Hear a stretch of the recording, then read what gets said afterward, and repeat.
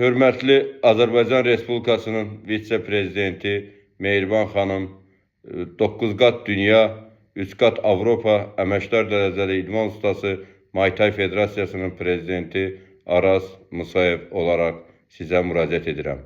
Bildiyiniz kimi, həyatıma sui-qəsd olunmuşdu. Bununla bağlı Türkiyə Respublikasında Azərbaycan ərazisindən gedən Türkiyə Respublikasında mənə qarşı həyatıma sui-qəsd edilmişdi. Bunlar 52 il, 8 ay cəza ilə nəticələnmişdi.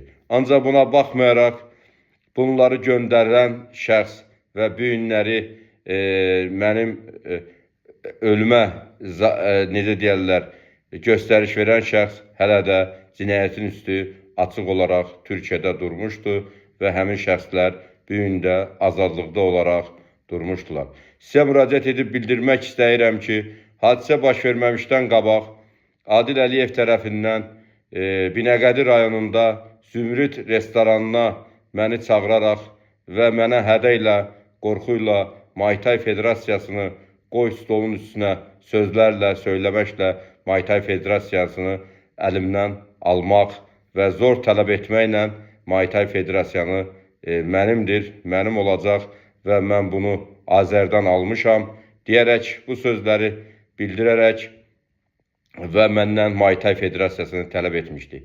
Mən söyləyəndə ki, Muay-Thai Federasiyası ictimai birlikdir. Bu seçki yolu ilə bura 4 ildən bir olaraq prezident seçilir. O söyləmişdi ki, mənə seçki, meçki və belə şeylər mən tanımıram. Muay-Thai Federasiyası mənimdir və Kickboks Federasiyası necə mənimdirsə, mən ora Orxan Əliyevi qoymuşam, idarə edir, pul xərcdir. Bu günlərdə Muay-Thai Federasiyası mən Azərdən almışam. Bu federasiya mənimdir və mənim olacaq.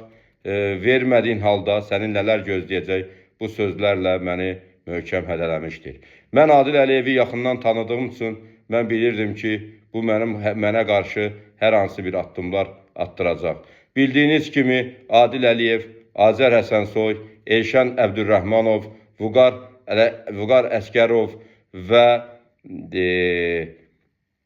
digər şəxslər tərəfindən həyatım bu gün də təhlükədədir. Yenə də yeni mesajlarla Adil Əliyevin şəxsi fotoqrafı və belə desək, mətbuatının rəisi və Müşfiq, Cəhli Müşfiq adda tanınan Adil Əliyevin qapısını açan, bağlayan, şəxsi işlərinə baxan Müşfiq yenə də məni sosial media və sosial ictimaiyyətə çıxardaraq, suallar qoyaraq cavablandırmağa başlamışdılar.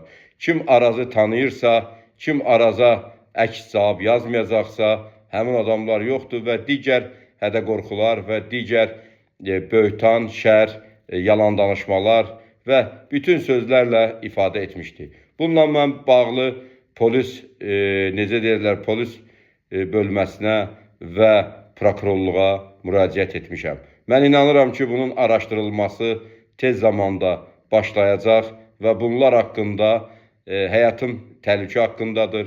Bu gün də hər gün, hər an yenə də təhlükə, hər 2-3 gündən bir nəsə bir şey yaradırlar və bu həmin prosesi həll etmək üçün müzakirəyə çıxardaraq və lazım olan yerdə vurdururlar.